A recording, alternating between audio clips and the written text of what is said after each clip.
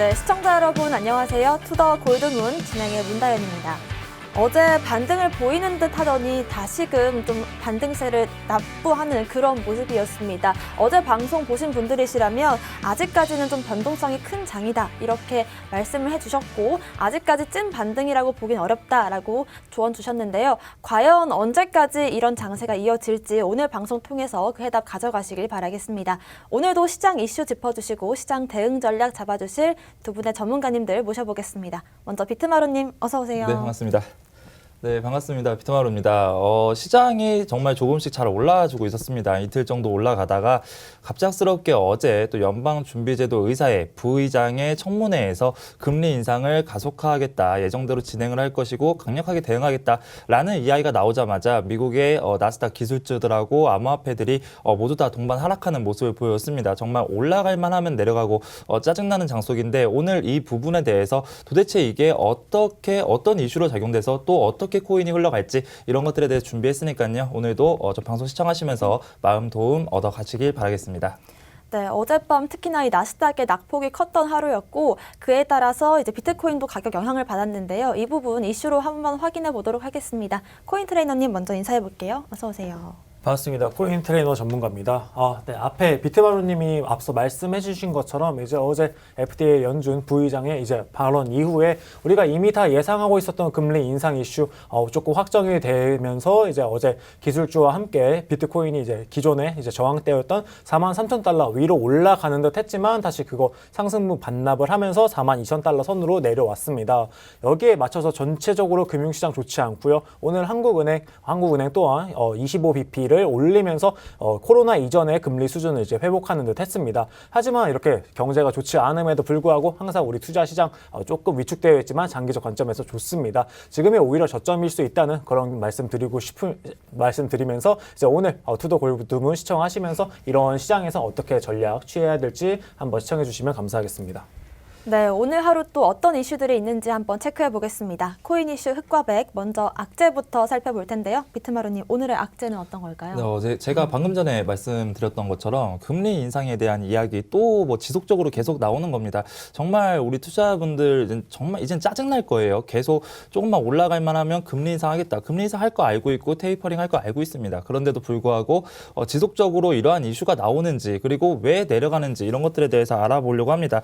자, 제가 방금 전에 말씀드렸던 것처럼 어제 밤이었습니다. 미국의 연방준비제도 부의장 레이얼 브레이너드의 청문회가 있었습니다. 그 청문회 안에서 정말 이제 인플레이션이 너무나도 많이 올라갔기 때문에 기존보다 더욱더 강력한 수단을 동원해서 인플레이션을 막아야 된다. 그렇기 때문에 3월까지 자산 매입 축소를 진행하고 양적 완화로 해서 돈을 풀었던 거를 다시 한번 매입을 한 다음에 3월 이후부터는 금리 인상을 지속적으로 하겠다라는 뉴스가 나오자마자 정말 미국의 주식과 그리고 국내 암호화폐가 새벽에 잠깐 또 동반 하락하는 일이 있었습니다. 자, 이처럼 지속적으로 같은 이슈로 인해서 올라가다가 내려가고 올라가다 내려간다라고 하는 것은 기술적인 부분에서는 문제가 전혀 없다라고 좀 말씀을 드릴 거고요. 오늘 제가 가지고 나온 악재는 악재가 아니다라는 것을 다시 한번 좀 말씀드리려고 합니다. 자, 우선 이번에 연방준비제도 부의장 같은 경우에는 작년에 뭐라고 이야기를 했냐면 지금 인플레이션이 나오는 것은 별로 안 높다. 그리고 일시적일 뿐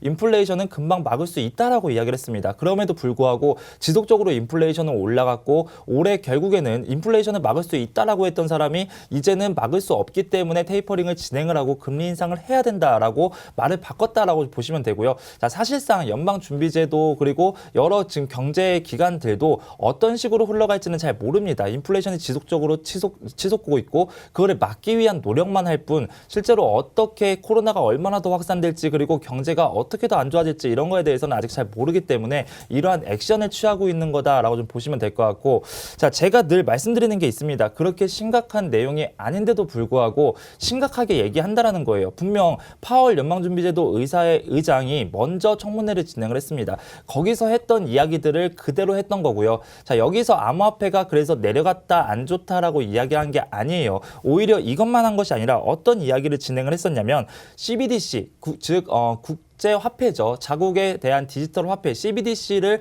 만들기 위한 가이드라인을 먼저 제시해야 된다. 그리고 그거에 대한 가이던스 마련을 먼저 해야 된다라고 하면서 디지털 화폐에 대한 이야기도 했습니다. 지금 현재 중국이 먼저 디지털 위안화를 만들면서 미국을 앞서가고 있다는 평을 받고 있어요. 그래서 이번에 부의장은 뭐라고 이야기를 했냐면 얼른 CBDC를 만드는 가이던스를 만들어서 추가적으로 중국에 대응할지 아니면 독자적인 화폐를 달러를 상승시킬지 이런 것들에 대해 먼저 대안이 필요하다라고 이야기를 했었는데 뉴스에서는 그런 내용은 싹 빠져 있습니다. 그런 내용은 빠져 있고 그냥 단순히 금리 인상하기 때문에 나스닥과 코인은 내려갈 것이다. 비트코인은 비상이다. 이러한 뉴스들만 지속적으로 나오다 보니까 투자자분들이 더 이상 버티기 힘들어서 나간다라는 겁니다. 결국엔 그렇게 나가면 어떻게 됩니까? 코인이 결국 제가 손절치고 나가면 코인은 다시 올라가는 현상들이 지속적으로 나오면서 개인 투자자들은 정말 투자하기가 어렵게 점점 지속된다라고 좀 말씀을 드릴 거고요. 자, 잘 생각을 해보면 인플레이션 같은 경우에는 앞으로도 지속이 있을 겁니다. 우리 투자자분들 아시겠지만 지속적으로 인플레이션 나와주고 있고 지금 풍기 현상들이 벌써 일어나고 있어요. 우리 예전에 불과 얼마 전입니다. 대한민국의 요수수 사태가 나오면서 정말 풍기 현상이 나왔고 그리고 밀가루에 대한 공급이 부족해지면서 라면값도 상승했죠. 자, 그러면서 뭐가 나오냐? 한때는 햄버거 세트를 시켜도 감자튀김이 나오지 않았습니다. 감자가 부족했기 때문에. 그리고 미국에서는 지금 크림치즈가 또 없다라고 해요. 닭도 부족한 상태고 이렇게 코로나로 인해서 일자리 구하기가 어려워지고 또 이제 마찬가지로 그 기업들은 일할 사람들을 구하기가 상당히 어려워집니다. 그러다 보면 당연히 수요는 많아지고 공급은 줄어들게 돼 있고 가격은 상승합니다. 이런 것들이 지속적으로 잘 원활하게 흘러가려면 우선은 코로나가 먼저 없어져야 돼요. 그런데도 불구하고 아직 안 없어지고 오히려 거리두기도 더 연장했죠. 이런 상황에서 지속적으로 금리 인상한다는 이슈만 나오니까 투자할 수 있는 곳은 없어지고 정말 아무것도 할 수 없게 만드는 시장이다. 지금 너무나 힘든 구간이고 이 또한 지나간다라고 말씀을 드릴 거고요. 자, 결국은 우리가 원하는 건 암호화폐와 비트코인의 가치입니다. 자, 우리가 분명 비트코인이 코로나로 인한 해지 수단으로 상승한 건 맞아요. 그런데 NFT와 메타버스가 코로나로 인해서 확산된 게 아닙니다. 그런 것들 코로나가 나와서 NFT가 더 좋아지고 코로나가 나와서 메타버스 세대로 이동하고 이런 건 아니고 앞으로의 기술 발전이 지금은 코로나로 인해서 오히려 묻혀 있다라고 말씀을 드릴 거고요. 암호화폐는 더욱더 올라가고 있습니다. 또 어떤 뉴스가 나와서 우리 투자자분들을 불안하게 했냐면 미국의 통화화폐 감독청이죠. OCC 청장대행이 뭐라고 이야기를 했냐면 스테이블 코인을 발행하는 사람들을 규제해야 된다라고 이야기를 했어요. 자, 이런 거를 보면서 또 투자자분들 뭐라고 생각합니까? 스테이블 코인을 만드는 사람들을 규제하면 스테이블 코인도 못 만들게 하고 지금 코인 시장도 내려가고 그러면 도대체 코인 시장을 어떻게 성장을 시키려고 하는 건지 코인 시장을 망하게 하는 건 아닌 건지 이런 또 불안 심리가 작용될 수 있는데 자, 사실상 이번에 OCC 청장대행이 뭐라고 이야기를 한 거냐면 암호화폐는 혁신이고 그 혁신을 더 오랫동안 끌고 가려면 적절한 규제가 필요하다라고 이야기를 했던 거고요. 그리고 개인 그 스테이블 코인 발행자도 은행과 동일한 조건에서 진행할 수 있도록 법적으로 보호를 해줘야 된다라고 하면서 암호화폐를 오히려 찬양하는 더욱더 성장시키려는 발언을 진행을 한 겁니다. 그런데 뉴스에서는 OCC 청장 대행 스테이블 코인 발행자 규제, 재촉 이런 식으로 나오면서 괜히 좋은 호재인데도 불구하고 가치적으로 기술적으로 상승하는데도 불구하고 너무나도 나쁜 뜻이다라고 좀 오해하게끔 만들어준다는 거예요. 그래서 이런 것들을 보면 암호화폐 시장 지금 현재 테이퍼링을 진행을 하고 있어요. 테이퍼링을 하려면 당연히 은행에 전통 금융에 돈이 들어가야 됩니다. 이런 시점이 나와야지 테이퍼링을 진행을 하고 금리 인상을 진행할 수 있는데 지금 오히려 투자 시장을 활성화시키게 되면 은행에서 돈이 빠져나가겠죠. 그렇게 되면 테이퍼링과 이런 자산 매입 이런 것들은 모두 다 실패로 끝나는 상황이 나오기 때문에 이런 것들을 좀 보면 지금은 그냥 액션일 뿐이다. 결국은 가치적으로 기술적으로 올라가는데 코인은 오히려 이번 이슈가 끝난 이후에 더욱더 성장할 수 있는 가능성을 열어뒀다라고 좀 보시면 될 것 같습니다.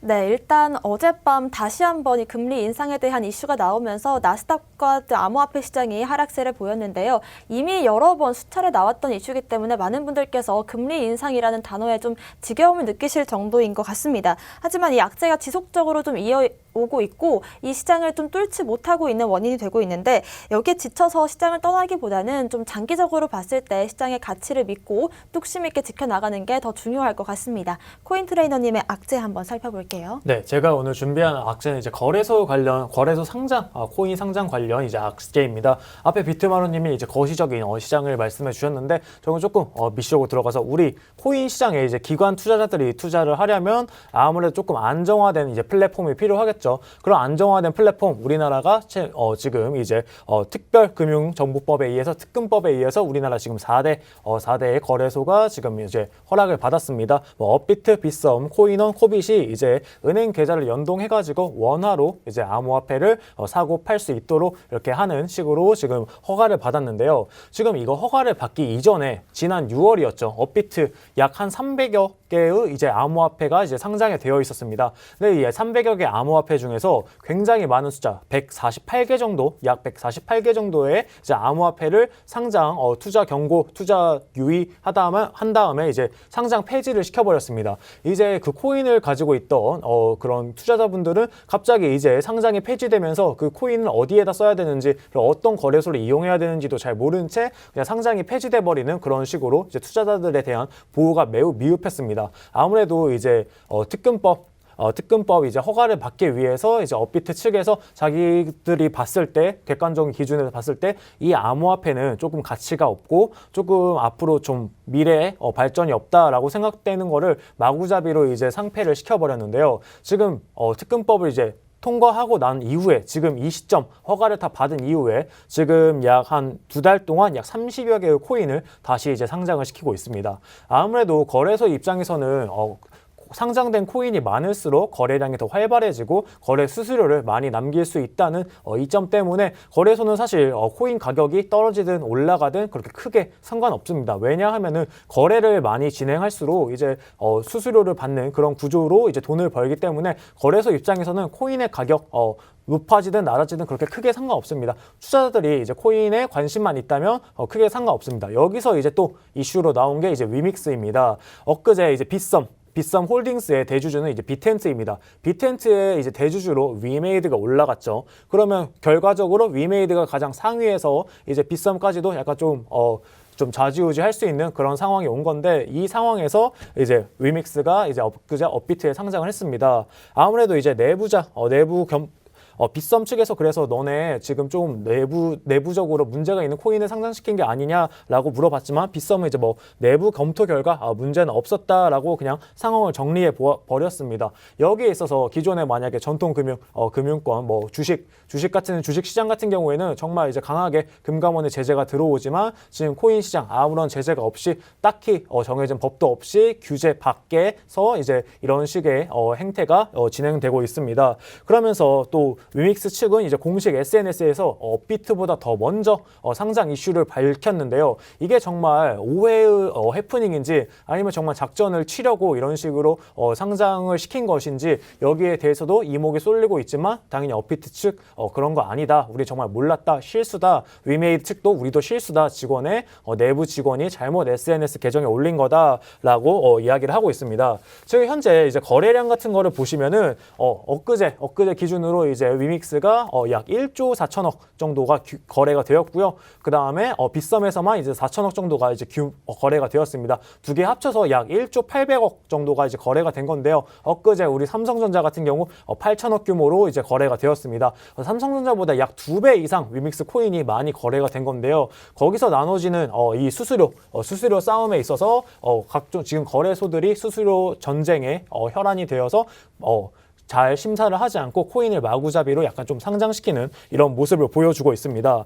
여기에 있어서 이제 다른 해외 국가, 유럽 같은 경우는 이제 뭐 가상 자산도 상장할 때 이제 발행 목적, 수량, 사용처 등을 이제 명확하게 공시를 해가지고 상장을 해서 투자자분들한테 최대한 피해가 없도록 이렇게 하고 있는데, 반면에 우리나라 하고 있다고는 하지만 지금 현재도 우리가 봤을 때도 약 좀 미심쩍은 부분이 굉장히 많은 건 사실입니다.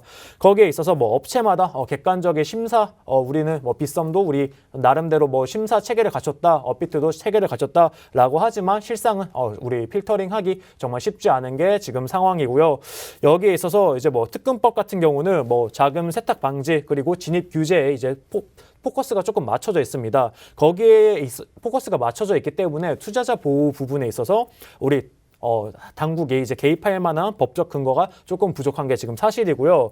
그러면서 지금 상장 요건과 기준 등에 있어서 공신력 있는 기관이 만들거나 이제 기관 투자자들이 이제 이쪽에 들어오게 되면은 아무래도 입김이 강해지겠죠. 만약 예를 들어 그럴 리는 조금 없겠지만 연기금이 만약에 비트코인에 암호화폐를 투자를 한다고 했을 때 연기금이 가지고 있는 그 이제 파워 그리고 그들이 봤을 때 이 코인 정말 명확한가 너네 거래소 제대로 하고 있는가에 대해서 이제 아무래도 규제 안으로 들어오게 되면은 규제 안으로 들어오게 됐을 때 이제 일어날 수 있는 그런 해프닝들 생각해 봐야 될 것 같습니다. 그러면서 이런 상장 관련해가지고 거래소들이 조금 더 각성할 필요가 있다고 조금 생각을 합니다. 네. 네, 거래소와 상장 문제 관련해서 항상 좀 잡음이 나오고 있는 상황인데요. 특히나 투자 유의 종목이나 상장 폐지 이슈도 작년부터 꾸준히 이어져 왔습니다. 그리고 또 최근에 위메이드 측에서 위믹스에 대량 매도를 했다가 다시금 이 업비트에 상장을 시키면서 또 가격 펌핑이 엄청나게 나왔습니다. 여기에 대해서 또 투자 보호법이 제대로 갖춰져 있지 않기 때문에 많은 분들께서 좀 피해를 호소하지 않았나 싶은데요. 이 부분에 대한 악재 한번 체크해 보시길 바라겠습니다. 오늘의 호재도 살펴보겠습니다. 비트마루님. 예, 좀 중장기적으로 상당히 좋은 호재가 나왔습니다. 바로 중국에서 NFT 시장에 뛰어든다라는 뉴스가 나왔어요. 자, 우리 이전부터 투자를 하신 분들은 기억하시겠지만 중국계 자본을 절대로 무시할 수는 없습니다. 예전에 중국의 춘절, 그 전에 암호화폐가 엄청나게 상승했던 경험도 있고요. 또 만우절에는 시진핑 주석이 암호화폐 비트코인을 허용한다라는 가짜 뉴스가 나오면서 비트코인과 암호화폐 시장이 엄청난 상승을 보여준 적이 또 있을 만큼 정말 중국계 자본을 무시할 수가 없어요. 지금은 중국은 암호화폐 금지 정책 그리고 디지털 위안화를 먼저 키우기 위한 노력을 하고 있기 때문에 자본이 좀 많이 들어오지 않아서 시장이 좀 재미가 없고 내려간다라는 이야기가 있을 정도로 중국의 자본이 상당히 중요한데 이 중국에서 NFT를 허용한다라는 움직임이 나온다라고 합니다. 자, 중국 정부가 공식 개발한 블록체인 서비스 네트워크가 있습니다. BSN이라고 블록체인 네트워크가 있는데 이 안에서 기업 그리고 혹은 개인이 NFT를 만들어서 유통할 수 있고 발행도 할 수 있고 사람들에게 알릴 수 있는 서비스 시스템을 만들다 추가적으로 만들어서 지원을 하겠다라는 뉴스가 나왔어요. 자, 왜 그러한 이유가 나왔냐? 바로 중국 측에서 이야기한 거는 가상자산 금지에 대해서 금지는 진행을 했지만 지금 현재 전 세계적으로 NFT가 유행적인 상황에서 그런 것들을 뒤처지는 행동은 하기 싫지 않다. 우선 NFT를 먼저 띄우겠다라고 이야기를 했고요. 하지만 아직까지 중국에서 상당히 좀 재미있는 법이 있으면 재미가 없죠, 사실은. 어떤 법이냐면 암호화폐를 금지하기 때문에 암호화폐를 통한 현금 확보가 중국에서는 금지가 되어 있어요. 그런데 반대로 암호화폐를 통해서 NFT를 사는 건, 구매하는 건 금지법이 없습니다. 그렇기 때문에 지금 현재 중국 사람들은 지속적으로 NFT 안에서 NFT의 상품들을 계속 지속적으로 구매하고 있고요. 자, 그게 어떻게 이제 현금화를 시킬지는 아직 잘 모르겠지만 실제로 중국의 알리바바라든지 텐센트라든지 여러 가지 대기업들이 NFT에 대한 상품을 지속적으로 발행하고 있습니다. NFT 그림을 발행하고 있고 NFT에 대한 마스코트 캐릭터를 발행하고 있고요. 발행을 하고 있는데 중국에서는 그 발행을 하고 발행 공시가 뜨고 10초면은 모든 게 완판된다라고 해요. 그리고 지금도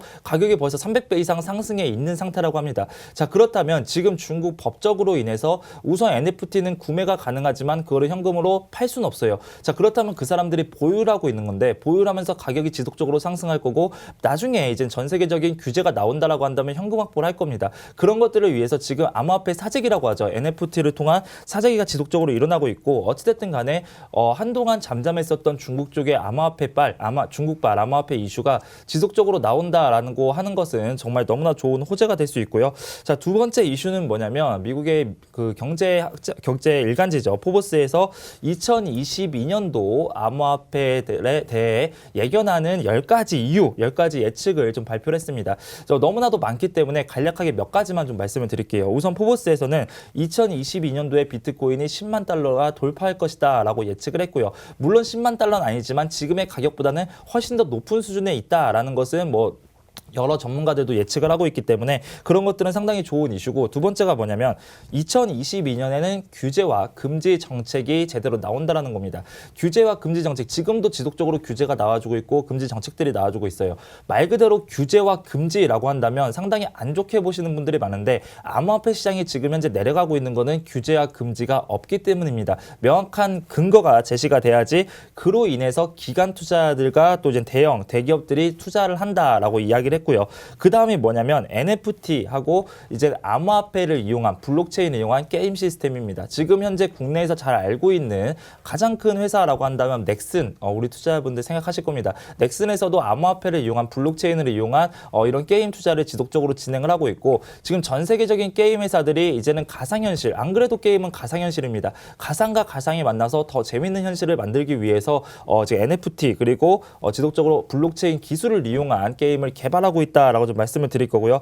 사실상 어제 금리 인상에 묻힌 내용이 있습니다. 오세아니아의 작은 나라죠. 통가라는 나라예요. 저도 어제 통가라는 나라를 처음 들어봤는데 상당히 아름다운 조그만 나라라고 합니다. 이 통가에서도 베네수엘라를 따라서 비트코인을 법적 화폐로 어제 채택을 했습니다. 자, 이렇게 지금 통가라는 나라 모르는 나라인데, 그리고 작은 나라인데, 베네수엘라도 작은 나라고 힘든 나라인데 이런 나라들이 비트코인 채택하는 게 무슨 도움이 되냐라고 또 생각하시는 분들이 있겠지만, 제가 지난번에도 지속적으로 말씀을 드리죠. 우선 개발도상국들, 지금 현재 경제 위기로 인해서 무너지는 나라들입니다. 무너지는 나라들이 먼저 비트코인을 법적 화폐로 채택을 하고 그 비트코인을 채택한 이후에 성장하는 모습을 보여준다라고 한다면, 당연히 선진국들은 그 나라들을 보살피기 위해서 암호화폐에 대한 칼자루를 쥐기 위해서 암호화폐의 규제, 그리고 암호화폐에 대한 이런 투자 활성화, 이런 방안들을 모색할 겁니다. 그렇기 때문에 우선 오세아니아의 통가에서 먼저 비트코인에 대해서 법적 화폐를 채택했다. 베네수엘라도 했고, 그리고 터키의 리라화도 지금 너무나도 떨어지고 있어서 터키 사람들이 비트코인을 엄청나게 사고 있다라고 하죠. 이런 것들을 보면 정말 시장이 나쁘든 시장이 좋든 기술력과 모든 것들을 종합해봐도 정말 이제는 암호화폐, 앞으로 암호화폐, 블록체인, NFT, 메타버스 이런 것들은 선택이 아닌 필수 사항이 될 수 있겠다라고 말씀을 드리도록 하겠습니다.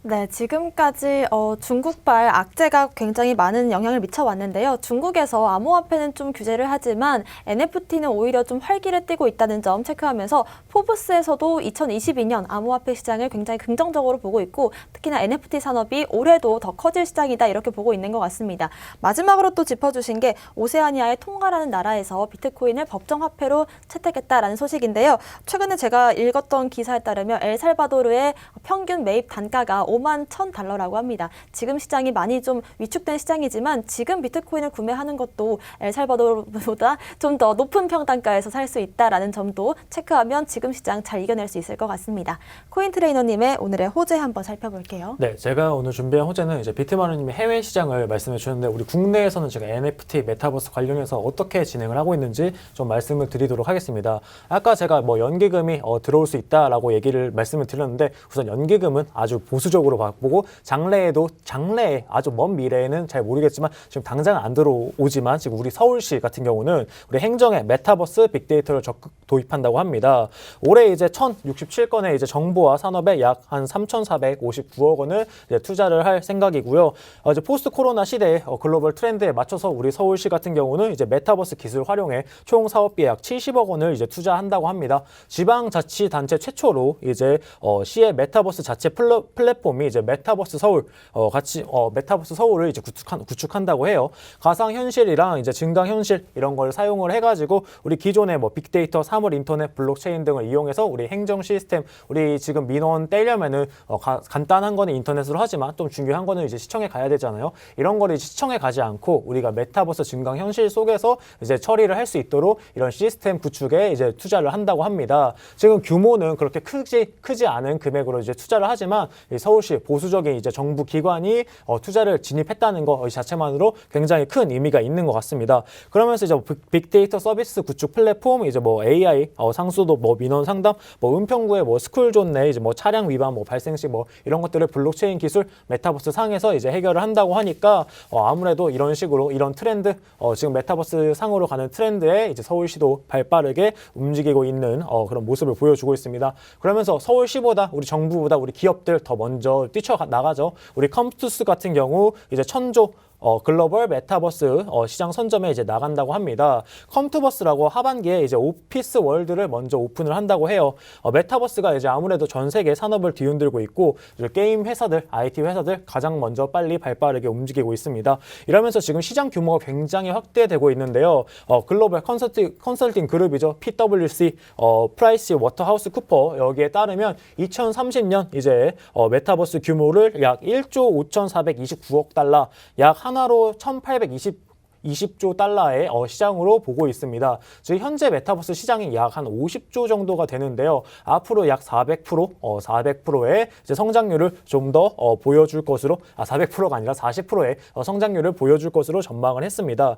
지금 2030년까지 약 7년이 남은 시점에 40배의 성장을 하는 그런 섹터라는 걸 좀 주의에 깊게 들어주시면 좋을 것 같고요. 여기에 또 추가적으로 이제 시장 조사 업체인 이제 이머전 리서치도 이제 약 57조 달러의 메타버스 시장 규모가 매해 이제 40% 이상 성장해가지고 2028년에는 약 한 991조 원까지 달할 것으로 이제 전망을 했습니다. 여기에 맞춰서 우리 컴투스 메타버스 플랫폼 컴투버스를 통해서 약 1000조 원 시장에 아까 뛰어든다 말씀드렸고요. 일, 생활, 놀이가 모두 이루어지는 올인원 미러 월드를 이제 구축할 생각이라고 합니다. 이러면서 이제 올해 이제 하반기 중에서 컴투스 그룹이랑 파트너스들이 이제 입주하는 오피스 월드가 먼저 오픈이 되고 여기에서 컴투스 직원들 실제 회사로 출근하는 직원도 있겠지만 그렇게 매우 중요한 회의가 아닌 이상은 메타버스 상 플랫폼 내에서 이제 회의 진행하고 여기서 일하고 보고하고 리서치하고 이런 식으로 아마 진행을 하는 이제 오피스 월드가 먼저 이제 오픈이 될 거라고 이제 말을 해 주었습니다.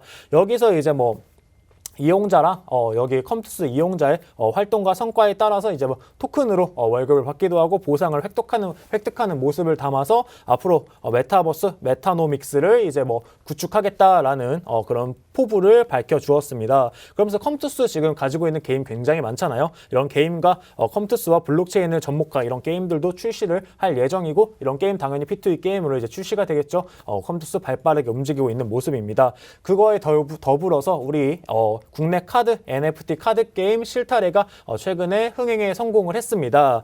이제 민팅, 2, 3차례 민팅을 했었는데 우선 민팅이 뭐냐 굉장히 궁금해 하시는 분들이 많을 거예요. 민팅이라는 거는 이제 서로 다른 암호화폐를 상대편 체인에 생성되고 서로 교환을 하는 것을 의미를 하고요. 블록체인 자산을 생성하는 과정을 이제 민팅이라고 합니다. 이 민팅 반대로는 이제 멜팅이 있는데요. 멜팅 같은 경우는 이제 서로 다른 블록체인을 이제 블록체인에 흡수되어서 그걸 소각하는 걸 약간 멜팅이라고 표현을 합니다. 그러면서 이제 클레이튼 기반의 플레이트 원 게임이 이제 카드 게임 실타래가 이제 나왔는데요. 이게 민팅을 흥행을 하면서 흥행에 성공을 했습니다. 민팅에 참여하려면은 NFT 토큰이 이제 메타콩즈가 이제 필요한데요. 메타콩즈 같은 경우는 이제 클레이튼 협력사랑 이제 로블록스 협력사인 파트너 사자쟁이처럼의 이두희 대표가 직접 개발에 참여한 그런 이제 NFT 코인입니다.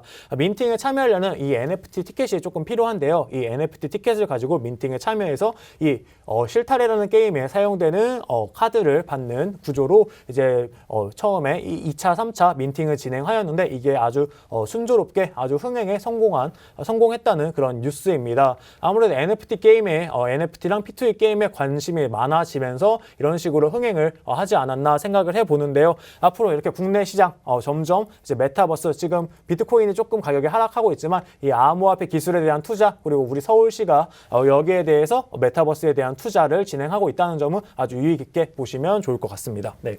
네, 메타버스와 NFT 관련해서 지속적으로 투자가 늘고 있는데요. 이제는 기업을 넘어서 서울시에서도 관련된 투자를 늘게 하고 있다. 이렇게 보시면 좋을 것 같습니다. 오늘도 코인 이슈 흑과백 살펴봤고요. 저희는 잠시 뒤에 코인콕으로 돌아오겠습니다.